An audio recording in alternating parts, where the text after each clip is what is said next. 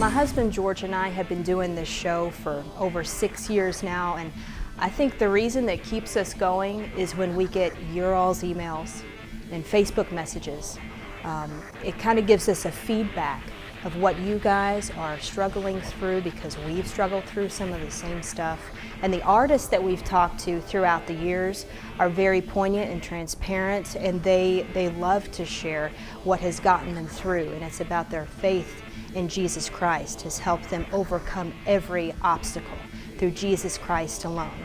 So we are inviting you guys to jump on our website. It's therevolutiontv.com, therevolutiontv.com, or go on our Facebook page and hit us up. Let us know what's going on in your world. We love feedback, and I promise that George and I will personally get back with you. We want to keep that banter going. We got to keep each other going as the saints, don't we?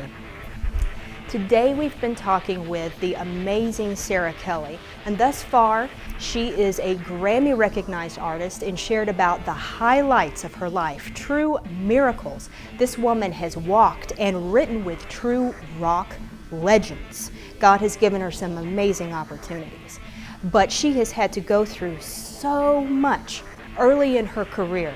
What you are about to hear is the nitty-gritty about Sarah Kelly's story, what she's really been through.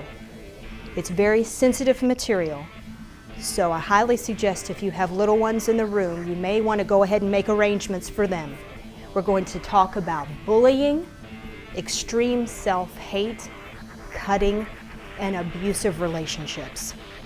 Here is the amazing story from my precious sister, Sarah Kelly.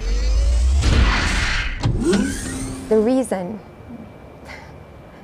I have such a passion to teach how to write a psalm is simply because that was my only connection with God through the hardest moments of my life. That was it. That was the only connection that I had with God. It was my only way to remember who He was in the middle of a circumstance I didn't understand why He was allowing me to go through. So if I can give that to a 12-year-old who's about to go into some of those same things, I hope not, but if I can give that to somebody, then maybe I can give them a friend on the journey. Those songs were a friend on the journey when I had no friends. What these songs accompanied me through was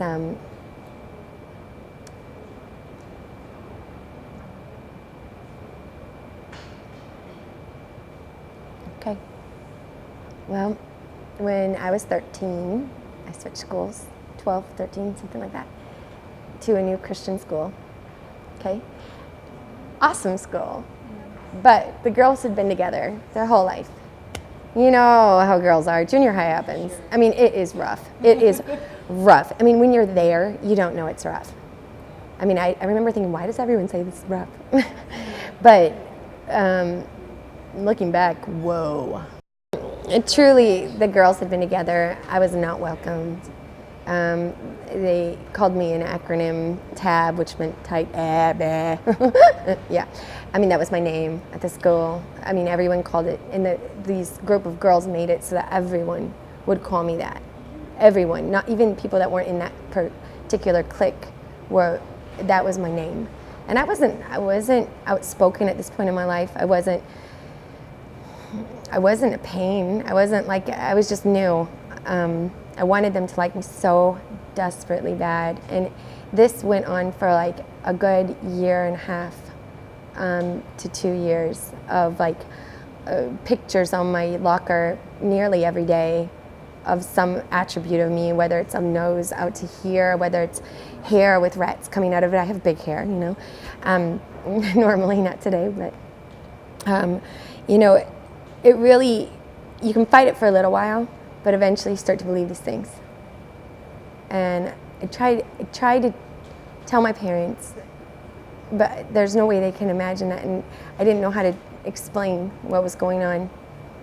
I figured out a trick, and it wasn't a good trick. It's a trick that cost me more than I wanted to pay.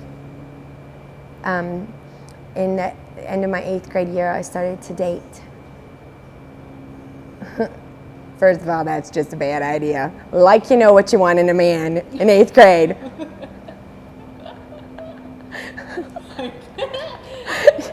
Okay, but I started to date older guys that were like cute and popular and kind of out of reach of that whole world. Because I was cute.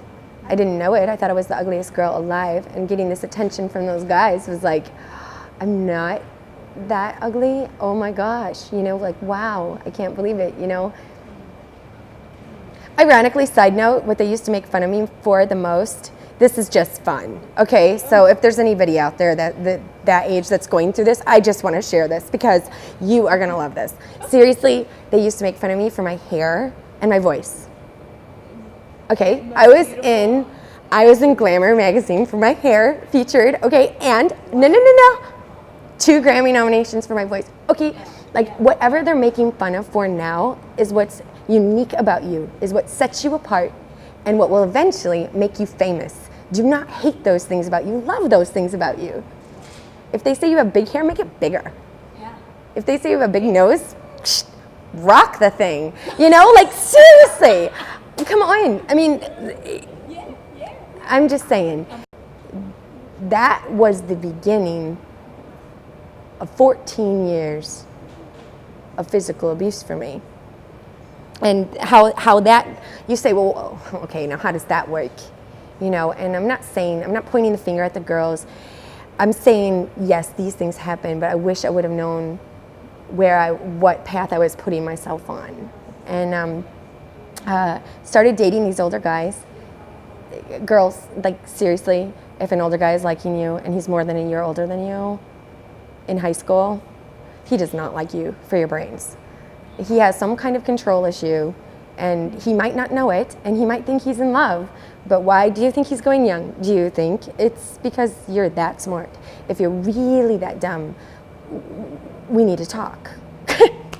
And I know you're not that dumb if you really think about it. You know, I know you're not. You can back up from the situation and go, hold on a minute, okay? Why does this 11th grader like an 8th grader, okay? So anyways, it was my first taste of physical abuse.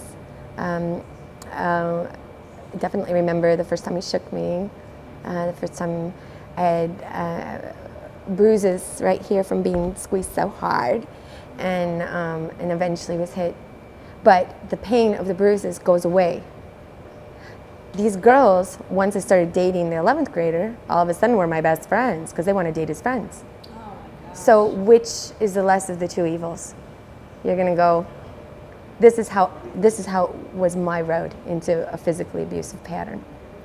We broke up. I dated another guy that ended up in a similar situation. And then the third guy that I dated, I thought was different. And I did marry him, and shortly after found out that it wasn't different. And you know,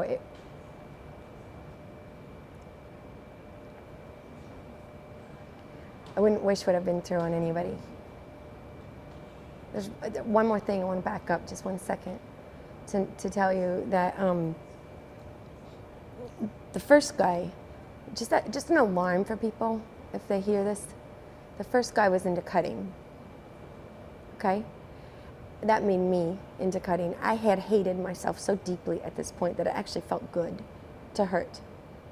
And this deepened my addiction to self-hate. I think that self-hate is truly an addiction, just like drugs. I think just like alcoholism, I think it's truly an addiction. After coming out of all of this, why do women stay? Because they're addicted. Why do people keep doing drugs when it's killing them? Because they're addicted. Why would a woman stay in a situation that's killing them? Because they're addicted. It's an addiction. I think it has many drugs of choice: eating disorders, cutting, looking in the mirror and saying, I hate you, I hate you, I hate you, over and over and over. And there's a lot of girls that can relate with me on that. Like, truly hating, not just the outside, but the inside as well. And it's when insecurity moves into the self-hatred, it gets dangerous. and it's an ugly monster. It leaves you, there's no payoff. There's no payoff for what it steals. There's all this time, energy, and passion you invest in this self-hatred has no payoff. It gives you nothing. It steals every bit of sparkle out of your eye, every ounce of life from you, and makes you completely dependent on it. And it's an addiction. And eventually you get tired of cutting yourself and you start looking for other people that are going to mistreat you. And that's why a woman stays. And that's why 1 out of 4 women in this country and in the church and outside of the church, I'm sorry, I mean, if you have to edit, you have to edit, but on our church staffs, in our churches, we can close our eyes all we want, but every single woman in that pew either is or knows someone who is, even if they don't know it. It's alarming, and it's scary, and it's untouched, and it's unspoken of. But it's there. It's there. This is the part that's going to freak you out, okay? All 3 of those guys were interns at a church. I was the queen of the youth group. My hands were the highest. I was the worship leader. I love God so much. I saved myself. I made the right decisions. I did it right. I did it right. I did it right. I wanted to please him. I wanted to please him with everything inside of me. And I still ended up there. I had great parents who love God. And I still ended up there.